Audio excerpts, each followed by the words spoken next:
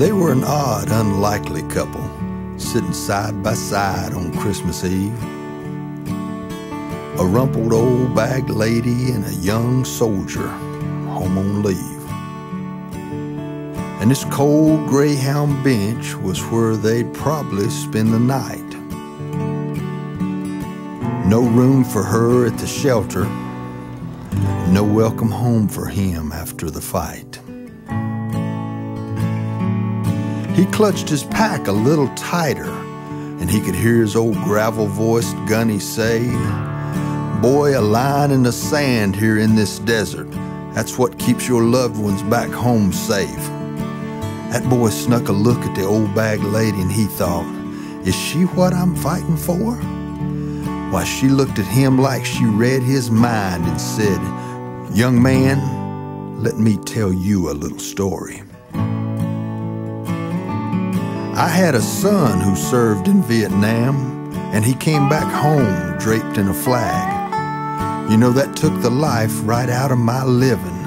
Look here, I still wear his old dog tags. But now I spend most nights under a bridge, 'cause most people, they won't let me through the front door. And this shopping cart, it holds everything I own. It don't hold half the things that I live for."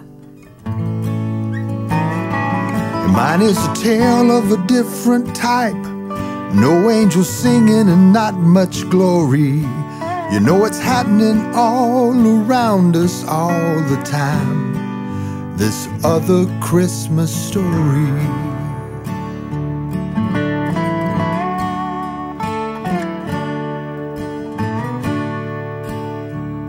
That soldier boy, he couldn't help but ask her if she didn't wish for a better place. And she said, "The next place, it's always better. At least it is if you have faith."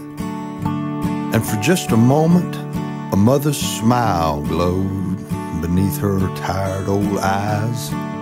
And she said, "It's such a splendid gift this Christmas, you know, that you came home alive. But she says there's a war right here at home, a war between the haves and the have-nots, and whether Christ can stay in Christmas, and who can be sold and who can be bought. And you know, some people, they look down on your uniform just like they look down on my ragged clothes. Well, sometimes we take the life we're given when we're not lucky enough just to live the life we chose." With that, she reached over and patted his hand, dropped her head and closed her eyes, and for a moment she seemed so peaceful, as if being lost and homeless was just a disguise. About then, his dad drove up to take him home. He said, "Lord, son, how we have missed you."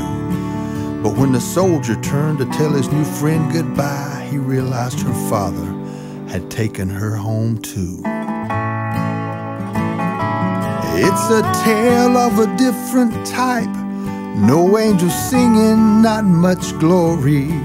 You know it's happening all around us all the time. This other Christmas story. Yeah, it's a tale of a different type. No angels singing, not much glory. But it's happening all around us all the time. This other Christmas story.